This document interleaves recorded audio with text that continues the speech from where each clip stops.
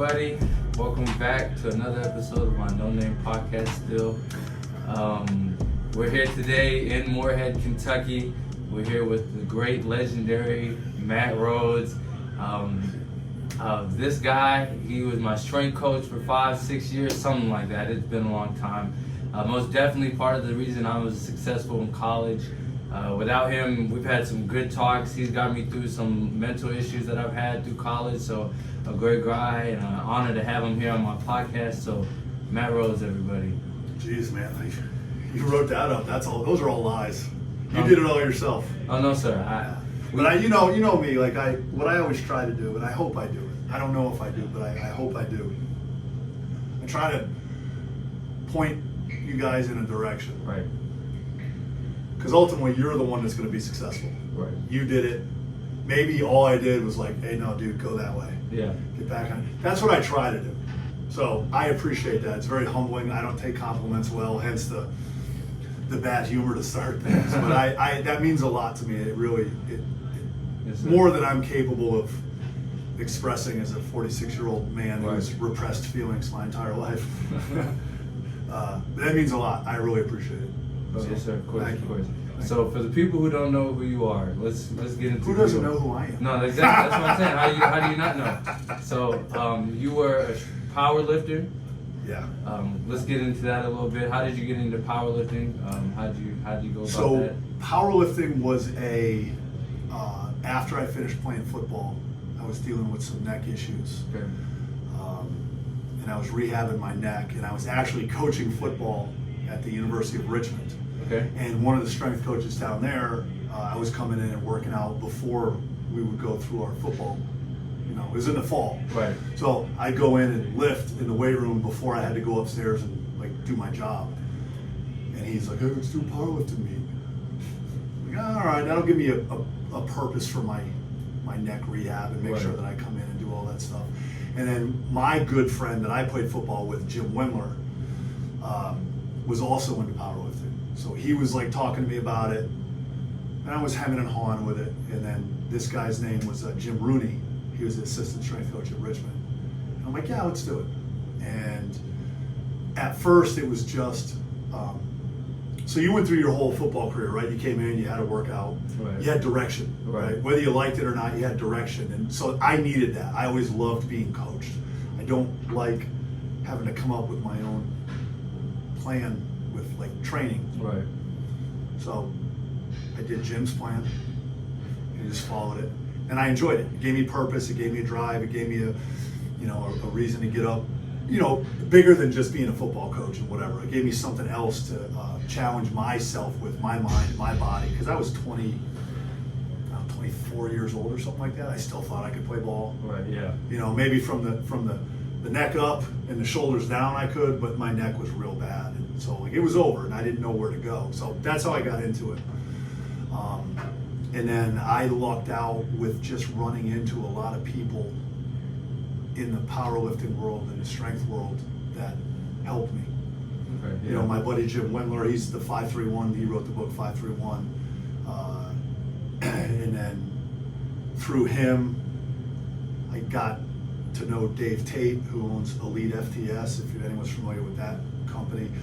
Dave trained at Westside Barbell, Louis Simmons, who just passed away this week or last week or something, and so I was able to get to know some of those people that were really big. So like, kind of fell in my lap. Yeah. And I enjoyed it. It was, with football, you've got a schedule, you've got a purpose, you've got goals, and so powerlifting for me was kind of that. It was a way to challenge myself mentally, physically, a way to do something kind of, honestly, kind of stupid. Like football, right? If you think about it, it's like, you're gonna do what? You're gonna put pads on and run into people, and that's fun? Hell yeah, that's fun. So powerlifting was like, it took that spot. Okay. And then,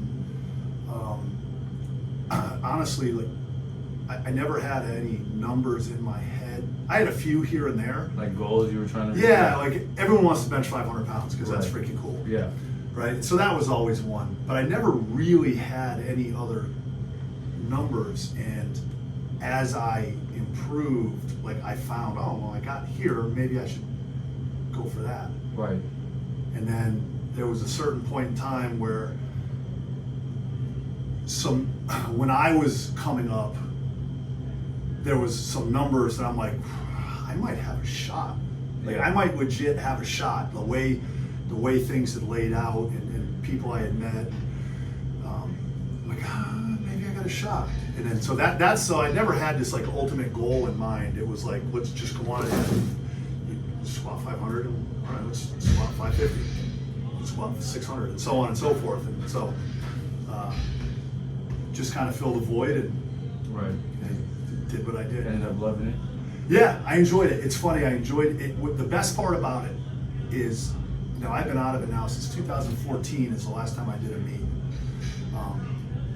The thing that was best about it was traveling around, not so much the country, but I've done meets in Ohio, Pennsylvania, West Virginia, Connecticut, Massachusetts, Maine, New York, like even more, kind of like the Northeast, maybe a little bit into the Midwest, and just meeting all the different kinds of people that all shared that stupid love, mental illness of wanting to lift heavy things.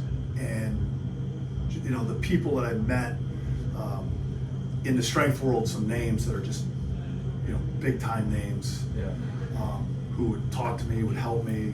It was awesome. The lifting part was fun, obviously the physical challenge, but just the experiences and the stories and just like a football locker room. Right. Yeah. Okay. And that's what you guys are going to be talking about 20 years from now. Right. Yeah. Remember that exactly. time? Yeah. And that's a lot of the stuff that I remember. Seeing guys hurt themselves on the platform. You're like, watching a double quad tear live is like, oh jeez, I'm up in 3. Are you kidding me? What am I thinking? You know what I mean? Right. I don't want to do this anymore. But so just unbelievable experiences, and just meeting people. I'm like, again, very similar to football. I think like we never would have met if it wasn't for football. Right. We never would have. What are the chances? I'm from Massachusetts, and how the hell I end up in Kentucky? You know what I mean? So it similar thing. Just pretty. I'm rambling right now, but it's a pretty cool. As I get old, it's stuff I think about, like the stuff I miss or the stuff that I really appreciate. Right. And that was kind of it. So what's the most you lifted? Bench, squat, either or, just the max you got to? All right. So there's 2 ways I lifted. I lifted raw, which is basically knee wraps and a belt. Okay. And then there's equipped, which is a squat suit, the bench press shirt, all the fancy heavy duty stuff. So in the squat suit, I squatted 1,000.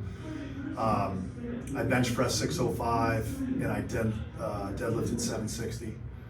And then raw, I squatted 700. I benched 5, and then my 760 deadlift was actually raw. I couldn't use a deadlift suit because it hurt too much, and I wasn't tough enough to use it. Okay. So I'm like, I'm just gonna.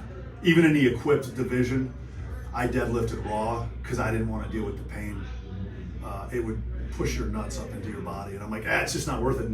I don't care. Okay. Yeah. I'll just put some weight on and pick it up and hope for the best, and So, but yeah, it was an interesting ride. Yeah, it was an interesting ride. That was the pinnacle and the end. That's where my body really started to break down. Okay. Father Time is undefeated, and you can look at and I'm not saying I'm on this caliber by any stretch, but you can look at athletes and you're like, oh, they should have retired a couple years ago. Right. That's when I should have hung it up. Right. Okay. Back problems, hip problems. The hip problem turned into being hip replacement surgery. How old were you? When I did that, I was 30. It was 2007, so I was 32. Okay. 32. And had surgery on your hip? I had surgery at 38. Okay. I had surgery at 38, but I had the arthritis was kicking in, and then that caused lower back problems. I had 2 different doctors that wanted to fuse my lower back. Oh, I'm like, we're not doing that. Yeah. I know what that is because I had a doctor that wanted to fuse my neck. Yeah. Back when I heard it playing ball, and I was like, I'm not bolting anything together yet. Yeah, no. But I didn't. part of the definition of who I was a football player. Right. And then powerlifting took over. Yeah. And I kind of came up with the rise of the internet. It's like I don't want to say I made myself famous, but sort of. Yeah. Like I'm like a D-list celebrity. I'm not even B-list. I'm like a D-list.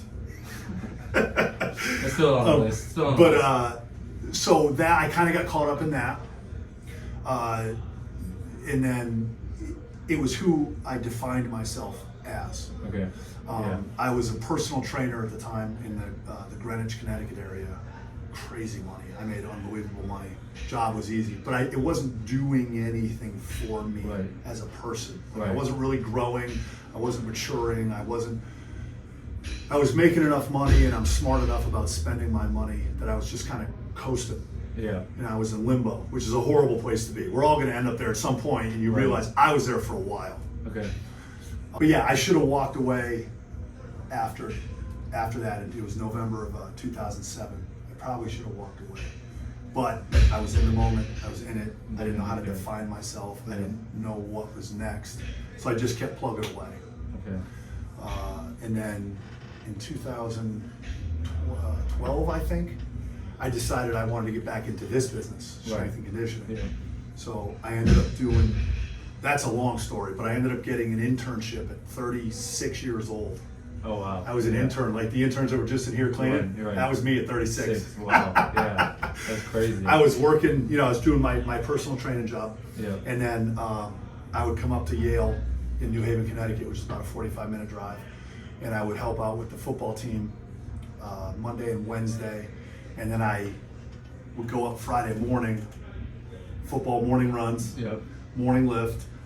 And then I would stick around on Friday and help out with like men's and women's basketball and all that stuff. Yeah. And those guys were really, they were really good to me. And the assistant knew the head coach at the University of Albany. I got my first job at the University of Albany in upstate New York. So I went from being an intern to being a paid intern at 37 years old. Yep. No, I was still 36, actually. I was still 36. And I made $18,000. Luckily, the personal training set me up. Yeah. Well, no, it wasn't at this point, but it had set me up so that I could take that opportunity. Right. And then one of our athletes at Albany did I just got way off of powerlifting, didn't I? Yeah. Holy but Jesus. it's fine. I'll just keep going. Yeah, but at this point, Jesus. One of our softball players at Albany did a summer internship at the University of Rhode Island. Okay, yeah. Job came open there. She recommended me the head coach. I talked with the head coach. I got a job at Rhode Island, a paying job, a real job. And there I worked with a bunch of teams, but most notably men's basketball. Dan Hurley, he's at UConn now. Dan Hurley of the Bobby and Danny Hurley brothers. So I got to work for him at Rhode Island. And then the job here came open. Okay, yeah. And I got to be the boss. Yeah. And I got to make more money. Yep. No-brainer. No, yeah. You know me, I'm a control freak. I want to be in charge. Yeah. Now that I've been doing it for 8 years, I'm like, I kind of want to be an assistant again. Tell me what to do. I want to coach athletes, and I want to go home and not deal with all the other stuff. Right, the meetings. But that's kind of how it is. And again, what's weird, I guess I can tie this back into your original question, the powerlifting. Weightlifting, that was introduced to me by my dad at about 9 years old. I didn't start at 9, but he was an attorney and loved stuff. Yeah. So he always had something on the side, and he wanted to start a gym. And he wanted to start a gym because where his office was, it was a pain to get across town to the YMCA. Yeah. So one of his big reasons for opening a gym was so that he could work out. Yeah, but I can understand that. Yeah, of course. And so that's how I was introduced to it originally, my first exposure to it. And so I somehow took, then in college you get trained to play your sport and all that stuff. But somehow I took a hobby and I'm making money from doing it. And it's like, I'm not the only story in the world, obviously, of people that do that. Right. But it's like, still, how the hell did I go from lifting those sand-filled weights in a barn and grabbing rafters to do pull-ups? How did I go from that to like I get to run a college weight room. Right. Yeah, it's crazy. It's so cool. And obviously there's a ton of stories like that, but I every now and then it's like, I've had a good run. Yeah. Like a lot of things have fallen in place for me, and a lot of people have helped me. It's like, and I think that's kind of the theme. You're figuring that out. That was the theme with football. A lot of dudes helped me out when I played ball. Yeah. A lot of guys helped me out when I was lifting. A lot of people have helped me out with this. You guys as athletes do way, way more for me than I do for you. Right. Okay. So I've had a lot of people, for whatever reason, because you know me, I can sound pleasant and tolerable here, right? I'm active, should be in Hollywood. If I didn't look like this, maybe I'd be in Hollywood. But I can be a dick. Right. Yeah, I'm a but for whatever reason, people have helped me out. Right. So do you agree with the question or the statement? It's not about what you know; it's about who you know. Absolutely. You agree with that? Yeah. Absolutely. I think that's how you get the door open. Yeah. And then it's up to you to excel at whatever it is. Right. If someone can get you in the door. So what it came down to is, like at Yale, the assistant read my training log that I posted on Elite FTS. Okay. Yeah. Right, I'm pointing out there because the sign's hanging up on the wall out there, right? Yeah. So I met Dave Tate, who owns Elite FTS, when I went to visit Westside Barbell to meet Louie Simmons. Right. Okay, right? Yeah. And so I met Dave, and now I'm part of his site. Okay. Yeah. And this guy his name's Chris Fee. He was actually the strength coach here before me. Oh, well, he had left world. Yale, come here. Yeah, small world. Right? Yeah. And so he read my training log, told his buddy at Albany, who they played football together. And that's how I got that job. Wow. Yeah. So it's like, go all the way back. I got into powerlifting. Did all right. Wrote on the internet. Yeah. And No. I 100% agree. It's who you know, but once you get there, it's 100% up to you to stay there, and then it's 100% up to you to continue to get better at the things you're no good at, right? Because you've been through this. There's some things I'm really good at out there, and there's some things I suck at. Right. So if you don't want to improve at those things that you suck at, you're going to get exposed eventually. Yeah. And then you're going to be out. Yeah. But potentially you're going to be out. Yeah. So someone, it helps a lot. Oh, for sure. Helps a hell of a lot, yeah. So talking about growth, you started talking about growth. Since I've been here, you most definitely have grown so much. We've talked about it before from my freshman year. So I'm going to have to look at the camera when I say this. So my freshman year, when I got here, so I'll just give you a story. The first day of summer conditioning, right? I remember this one. We get here, and it was a Tuesday, and we were like, so we had our packets that we got before we showed up, and on the packet it told us to let us know the conditioning test was 16 110s. And if you don't know what 110s are, don't ever do them. They're probably the worst thing ever. I hated them. They were miserable. Well, we get out here, and I think we get to rep 8 or something. A couple freshmen start falling out. Dudes are hamstrings, whatever. And he just loses it. He loses it. He's like, if I was you guys, I'd quit. I wouldn't be here anymore. What is it? He just loses it. So eventually, long story short, it went from running, I think we were only supposed to run 16 that day. We ended up running 22. I think about 3 freshmen quit before we even made it to camp. And that was just through summer. I think one kid quit that day. Awesome. I think we had a center that quit, or a long snapper that quit that day. It was long. He let us have it. But going back to change, compare that to my senior year, completely different with those freshmen. How we went about everything we did how we did with those freshmen. So just kind of what made you change, really in those years? What happened that made it that was yeah, I probably should. So this is so embarrassing. I was actually thinking about this the other day. This is on my mind. So when I got back into it at 36, I'd been out of the business for almost 10 years, a little over 10 years. So I didn't know what strength and conditioning was. It was different when I played. Right. It wasn't as organized as far as groups and all that stuff. So You mean like you guys just kind of... Well, like, you came in at 10. Yeah. And if there were 8 guys there, you guys trained together. You didn't get trained by your coach. Right. You got your lifting sheet. And it's not like he went and sat in his office. Yeah. But it wasn't like an organized group. Okay, I'm with you. Yeah. And so you came in and you had times. And you came in, you did your thing. And it was up to you to get done what needed to get done. And so when I got back into it, it's group, like it's groups. Yeah. Like, we're doing this together. So I was still trying to figure that out. And then I got caught up in, I call them strength cheerleaders, but the hype coaches, yeahs and all that. It's like, so I thought that's what a strength coach was. Right. Yell and scream, call people out. And it was one of those things that it didn't make sense to me, but I didn't know any better. Okay. So I just kept doing what I thought as I was trying to figure it out. It took me a while to figure it out. And then, so as I started growing and becoming more comfortable in the position I was in, I started thinking more about, instead of reading about training, instead of watching videos and stuff about training and watching how people did it, I started reading about teaching. Okay, yeah. Like literally running a classroom. My Right. mom was a teacher, my sister's a teacher. What is strength and conditioning? It's a subject. Yeah. In a way. That's how I started to look at it. This is like a class. And then, so obviously there's certain things I want you guys to squat a certain way. And Right. don't worry about how much weight you use and all those little things. And it's like, so the way I'm doing it's not working. I was getting guys to do things because of fear. Right. And I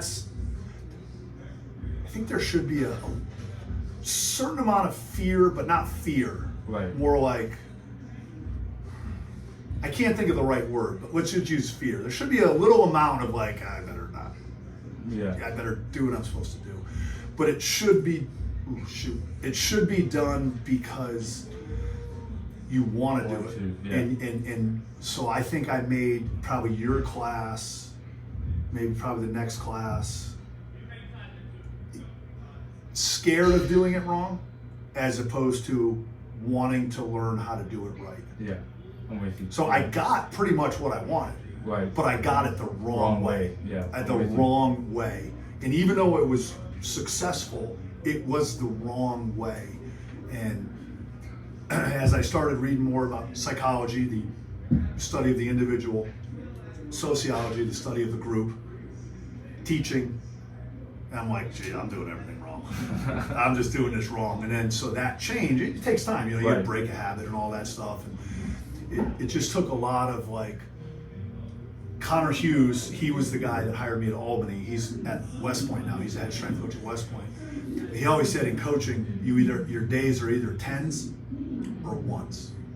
So like if you have a day that's a 5, like it went pretty well, it's a 1 because you could have done a better job, the guys could have done a better job. So it's your 10s or 1s. Yeah. I was having a lot of 1s. Okay. Yeah. And at first, the 1s were because of you guys in my head. In reality, the 1s were because of me. Okay. It was my fault. Right. I didn't explain things the right way. I didn't. Early, I used to talk about you guys policing yourselves. Yeah. What did I do? I never let you police yourselves. So when there was an opportunity for you guys to do that, I jumped right in. Right. Instead of shutting up and watching you guys figure it out. Because you knew, like you guys all knew, like maybe we should do something. You guys are way more in tune than us old folks give young people credit for. Okay, yeah. I believe that. Like 18 to 22-year-old college students are way more in tune than us old guys give you credit for. And so I would just jump in. Well, then I'd get mad at you for not policing yourselves. Yeah. So then there's some conversations with myself at the house, sometimes out loud talking to myself, like, really? Yeah. You're saying this, but you're doing this. You're a hypocrite. And so there's a few of those conversations, and I'm sitting at the house like, oh God, so then what do? Keep doing the same thing, or do you make a change? Yeah. And so that's probably about the time I started reading more about other stuff. Okay. How to present yourself, how to publicly speak, teaching, how to run a classroom, and so now I think of it. I'm a coach, but I really think of it more as I'm a teacher. I don't need to yell at you. Yeah. If you do it wrong, you don't want to do it wrong. You didn't do it on wrong, like, oh, I'm gonna show him. And you want to do it right, and you're gonna make mistakes. It's gonna happen. I didn't understand that concept or whatever. Right. And I'm so far removed from playing that I can't remember. Yeah. I can't remember all that stuff. So it was just looking at different things outside of the sets and the reps, right. which aren't nearly as important as the internet will tell you. Yeah. What's more important is getting you guys to believe that I care about you, right? And you've heard that on every YouTube, Instagram thing, right? But it's true. Right. If you guys as athletes believe that I care, then there's a better chance that you're going to do what I ask you to do, right. the way I ask you to do it. If I can't explain to you how I want things done, how can you do it right? Right. How can I hold it against you guys? Right. Which is what I did. So again, some of those conversations and those realizations were like, oh my God. Like I'm sitting at my house, by myself, and I'm like embarrassed. Yeah, I'm with you, yeah. By myself. I'm like, oh my God. Did I really say that? Yeah. I know that you have good conversations with yourself, because you always, so like I'll say for sure, there's never a question, like we could, as players, we never were like, if there's anything about Coach Rhodes, is he cares. He genuinely cares about us. If there's any coach out there, it was you cared. And you would always know, because like I know, once again, going back to my freshman year, even when you were at that level, I forgot who it was, you kicked somebody out. I think it was BT maybe? No, it was Wanye maybe. And you texted me, Clay Bolin, and someone else, and you're like, hey, I know you guys are gonna go back to the dorms and MF me, but make sure you guys love Wanye, let him know what it is.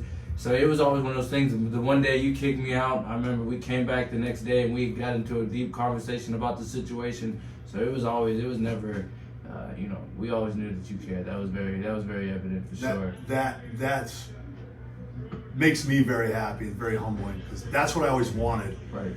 And I didn't go about it the best way. Right. And so the fact, again, I'll go back to us old folks giving the younger generations a hard time. You guys aren't as tough as we are, and all that crap, that we're full of shit. Yeah. Like if I'm honest with myself, you guys were way more in tune to things. And I tell this to my young assistants. When I do something wrong, you guys know it before I realize it. If I say something the wrong way, or I explain something the wrong way, or if I do something, you guys know it. And it sometimes I figure it out right there. I'm like, oh wait, no, I did that wrong. But sometimes it's later on, I'm like, oh, yeah, I totally said that the wrong way. And so you guys are way more in tune, and the fact that you guys could understand, you could look past the tone, right. Some of the colorful language. By the way, all those dumb things I've said to you guys, most of those were said to me. Oh yeah. I didn't make that stuff. No, up. I believe you know what I'm saying? Like, I'm not that smart. But and then you've learned over the years that a lot of that stuff I say, not so much when I'm mad, but just like in general, like getting on someone that's just not doing the right thing, and I'm not mad at them, I'm just kind of getting on them. Right.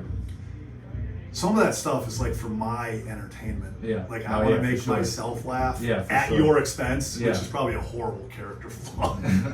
Yeah, no, for sure. My dad was like that. You know, my dad would poke at my mom like that. And I guarantee I got it from and it's probably part of my personality, but I haven't gotten better at that. No, that's fine. But I have gotten better at like stepping back and looking at a situation. And I think that, like I said a little bit ago, that did you do it wrong on purpose? No. You made a mistake. Yeah. Why did you make a mistake? If I explained it wrong, that's my fault. Right. If you're tired or if you're just not paying attention, that's you. That's an MA, missed assignment, or whatever, right? But which one is it? It's probably two. not too much more than that. Right. So instead of blowing up, which I was really good at, I've tried now to step back and figure out there's a reason why. Right. That day you were over there in the corner, Yeah. hang cleaning. Yeah. That was one of the days I threw you out. Yeah. You know what I'm talking about? Yeah, I know exactly what you're There was a reason why you were like that. Yeah. I didn't ask. Yeah. Probably should have. Wildy doesn't look like himself. He's not acting like himself. Something's up. You didn't come in there to be in a bad mood. Right. Like something was up. And instead of taking that step back, I stepped forward. Yeah. And that next day we had that awesome conversation. And again, that was one of those days where I'm like, oh, really, Rhodes? Yeah. Like, really? Like, so unfortunately it took a lot of those situations for me to wake up Right. and say, I gotta do things differently. Right, yeah, of course. Because So it goes. I want you guys to win. I want you to have success. I want you to be the best. You know, if the best you can be is you're a 20 snap a game guy, that's what I want. Right. Get 20. You know, not everyone's an 80 play game. You know, not everybody's an All-American. Not everybody's a conference player or whatever. But everyone can be the best at what their ability allows. Yeah, right. And that's part of my job. So going about things that way, how am I going to get that out of people? Right. You know, and then, you know, again, you're young people, you're looking for a little direction. If I can be a person that helps, that's one more asset for you as an athlete. Right. To have at your disposal to navigate a crazy time. 18 to 22, leaving home, going to college, life's next. Like, this is a crazy time. And I can either be someone that could potentially be a help, or I'm useless. Right. I'd rather be a help. Yeah. So, yeah. Yeah. I had some good explosions. Oh yeah, no, I Had some good explosions. some crazy ones. Oh God. Some crazy ones. At the same time, with all those explosions, we've had, you and I most definitely for sure have had some crazy conversations, some good constructive conversations. So one of them that we recently had, so we haven't seen each other in a few months, but we were texting, and I sent him a podcast from Andy Frisella, and he had Hawk Newsom on, which is a Black Lives Matter leader from Chicago, and they hopped on, and we were texting each other back and forth about that. I don't know how much you remember from that podcast. If you start talking about it, it'll Yeah, start popping up. clicking up. Because this is the time of year that I'm on the podcast kick. Yeah. I've listened to like 3 So this many, week. yeah. So I remember exactly. Which I one? was like, I don't like Frisella because he's Yeah, like, yeah, he but sounds I like- get him. I get yeah. why he's popular. I get, Yeah. and you said back to me, the more you listen to him, you tune that out. Yeah. Once And you tune that out, it kind of. I see that, His but message gets through. Yeah. I agreed with his message. I Yeah. totally, I Yeah. thought it was good. I can't remember exactly. I remember we both kind of decided that Hawk Newsom was coming off a little racist. We both, you know what I'm saying? He was Probably not his something- intention. Probably not his Not intention. intentions at all. He But just, yeah, and it's. I mean, what a sensitive subject, anyways. yeah, it is. You know, It is. and it's one of those. I was just talking to someone this morning. It's one of the reasons I like comedians so much is because they find a way to talk about the subjects that really need to be talked about. Yeah, it's kind of hard to. And I remember listening to Louis C.K. and I remember he said something like, "You want to have a great conversation, offend someone, Yeah. then you can talk about it." And Yeah. like get past the BS Yeah. and really dive into things. And you know, there's obviously some subjects that we really need to figure out how to talk about. Yeah. Because in my opinion, I think you probably share the same. Some of these issues, whatever they are, race, gender, gay, lesbian, Whatever pick it one. is, yeah. Pick one. We're probably not. Most of us probably aren't as far left or right as it seems. Yeah. Most of us are probably straddling the fence. Yeah. In my opinion. Yeah, And I certainly I come across so many people doing what I do, and we're not that different. Yeah, We're, not at all. It's So, hard to and make I it bigger. think when you get past those, I think there's some trigger words, some topics that automatically will put people on the offensive or Yes. the defensive, Yeah. and then how can you talk When if trying to you're battle. defensive or you're, you know, and total side note, that kind of goes back to me and the way I was. Yeah. I was always here Yeah. instead. Anyways, but yeah, so there's some stuff that just, obviously racism's an issue in this country. I mean, Yeah. you know, and then, so my initial reaction to that is, like, how do I put it? I always look for the simplest answer first. Yeah. We just don't talk to those people. Yeah. Screw them. Yeah. I know it's not that simple. Like, fundamentally, I Yeah, understand. it's very- Like, just don't talk to those people. Yeah. Because I'm 46 years old. I'm a white dude from the country. Yeah. Obviously, I have a different perspective than a white dude from the city. Black dude from the city, black dude from the country, right? Because we're all different, right? Yeah. So my immediate is, what's the simplest? Just don't talk to those people. Yeah. If that person doesn't want to hire you, someone else does, Someone will. Yeah. right? I can't imagine what it's like for the color of your skin or any one of those things to be the reason why someone wouldn't Get hired. want something. Yeah. Yeah. It's crazy. Are you good at what you do? Yeah, that's what matters. Are you pleasant to be around? Yeah. Like, it's Yeah. so, and I think sport kind of opened my eyes to that. Like, you know, I grew up in a white town. Yeah. I went to a prep school.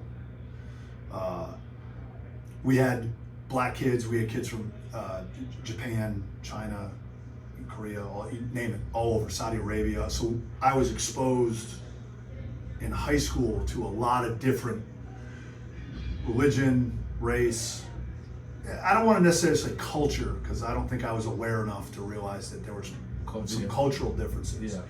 But I was exposed to it, and then sport exposes you to it. And then I Yeah. eventually got to Arizona, and you know, we had Bloods and Crips on the team. Yeah. We had Mexicans, we had black dudes, we had guys from California. You know, I was from Massachusetts, all of Texas, all, you know, name it, all over the place. Sure, yeah. And then the West Coast culture is different than the East Coast culture. Sure, And yeah. so just being exposed to that at an age, call it that 14 to 22, 23, right when you're absorbing so much information, it probably did me wonders and didn't Didn't even notice. Yeah. But again, back to it, I think some of those things, we got to talk about it. We Yeah. got to figure out how to talk about your version of the world as a young black man versus my version of the world as an old white guy. And I'm not Right. that old, I'm 46, but I feel old. Yeah. Like, because Seasoned. it's different. It's absolutely different. You're going to see it differently than I do. Right. I'm going to see it differently than you do. And they're just hard conversations. They are. That's why I love listening to comedians. Yeah, for sure. Because they can get up there and they can talk about stuff in such a way. Like, I love listening to Bill Burr talk about Oh yeah, yeah. Bill Burr and Louis C.K. and Dave Chappelle. You listen to them talk about things, you're like, dude, that's right. Yeah, he's right. Completely. He's Chris Rock back Yeah. in the day when he used to do that. You're like, that's it. Holy cow, I'm not supposed to laugh at that. But It's funny. I know that's right. Like, Yeah. I know, and it's like, how do we as regular people get past that Yeah. and then talk about it? Well, here's my opinion, right? My opinion may be wrong because I only have, here's my field of view. Yeah. But if I drop my ego in my narcissism Thank you. and I Yes. open up your Yes. perspective, now my field of view is this. Yeah. Right? Because again, I'm 46. I grew up in the 90s. Things were the way they were. So obviously I'm kind of imprinted with how my Right. Yeah. culture grew up, whatever. But to think that at this age, I know everything and my way's the only way. And then now I work with college kids. So it seems right to kind of figure out, Everything else. Yeah. like, and then open my field of view. Oh my God, I never saw it that way. Yeah. But how many of those could I have talking with anyone that's not like me? Right. All the time. So all the time, Yeah. right? Every Oh God, I conversation. never looked at it that way. Yeah.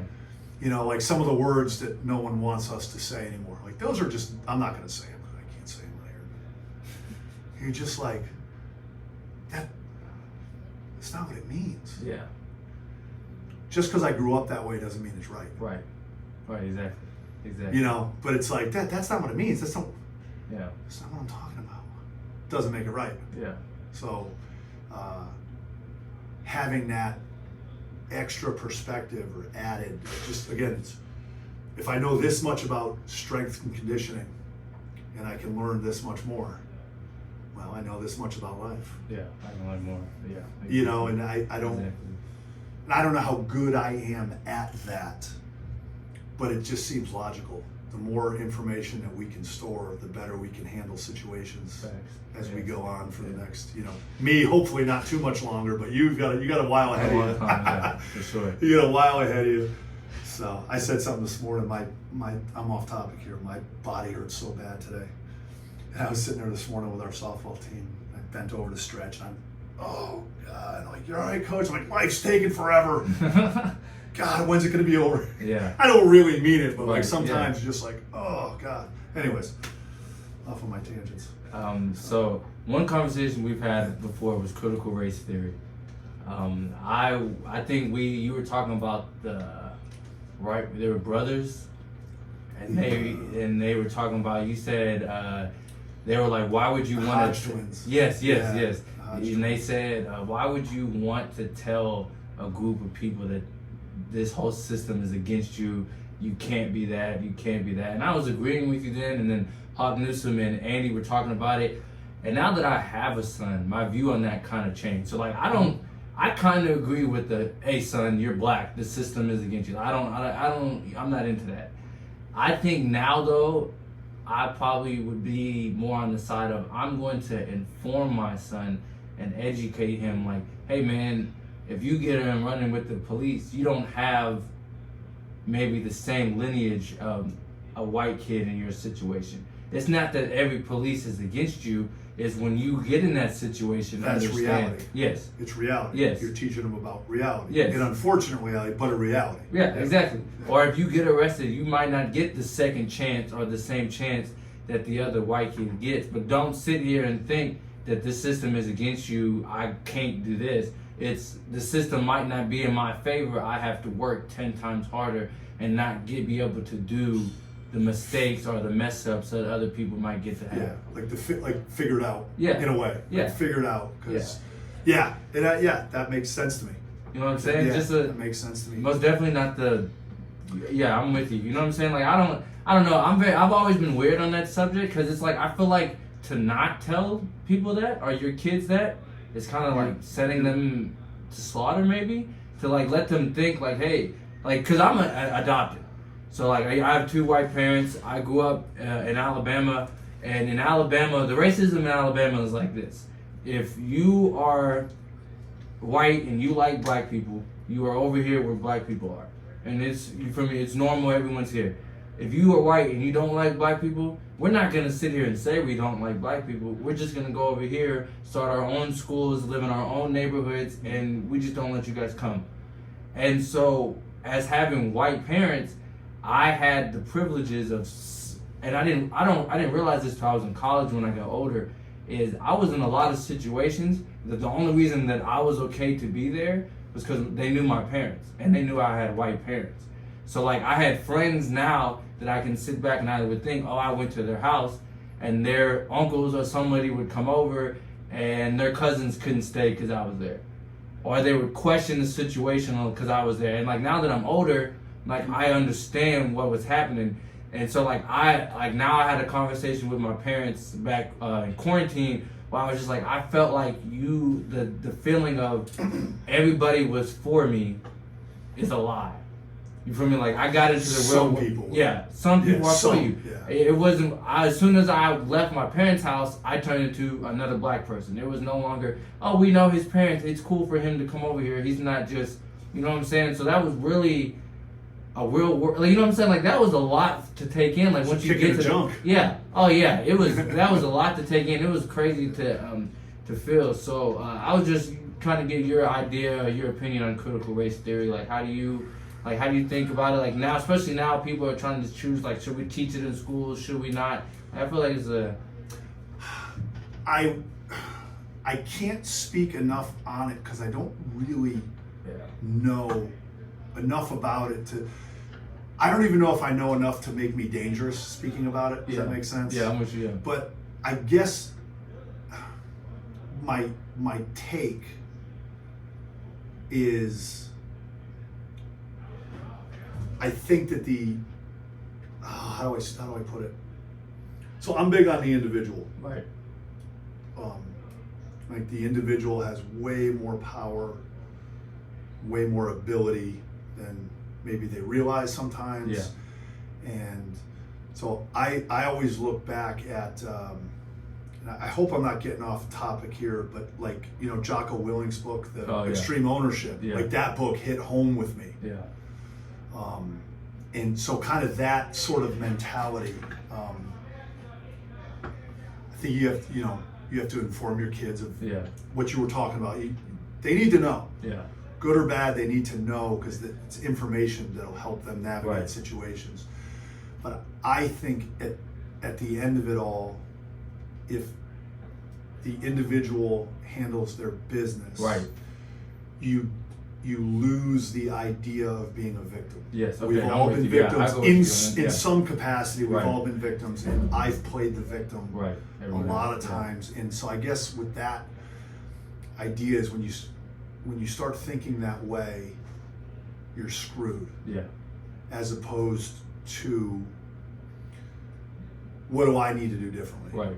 What can I do? This door got closed in my face for whatever reason, good or bad reason. This door might too, and then this door, but some door is going to open somewhere along the line, and that may be an overly simplified view. No, right. I'm with you though. But I guess the idea is just, okay, that door closed. What's next? Yeah.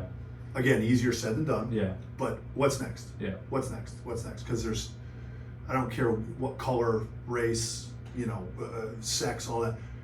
You can kick ass. Yeah. At something. Yeah. Right. And you will get an opportunity if you just keep pounding away at it.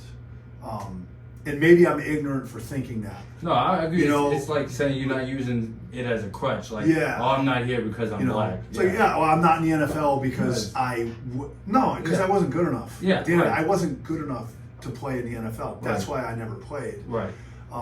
But that's an example. But I could have been like, well, it's this, it's that. No, it's me. Yeah. Like, I sucked. Yeah. That's fine. I'm not there. Completely And again, I think that may be overly simplified, and it's probably a much deeper conversation. But I guess that's my simplified thought on that. I don't know if I expressed that very well. No, I understand. I understand what you're saying. It's about I'll be thinking about that one tonight. Yeah, I'll be thinking about that one. Taking charge of your life, basically. Yeah. You know what I'm saying? Like, it's not for me, because you can use that as a crutch your whole life. Of, I didn't get that job because I was black. It's like, well, what was your GPA like? Did you look at that, or what was your experience? Did you show up on time? Did you present yourself well? Like all those other little things, and maybe. So this is to a point. Something you said earlier. Maybe if you are black, or let's say not white. Yeah. Maybe you need to pay a little more attention to that. Is that fair? Yeah. No. It might be reality, unfortunately. Yeah, exactly. Which is something that we need to change, we need to improve. But for now, it is reality. So we got to kind of deal with the hand that we're dealt in a way. In my hand, because of my skin, it might be better. Yeah. But we still have a hand. Yeah. And we got one life to live. So, and again, that may be oversimplified and like, hey, stay positive. But I don't like that dwelling on stuff so there's oh my God, what's his name? There's a podcast with Joe Rogan. He was married to Madonna at one point.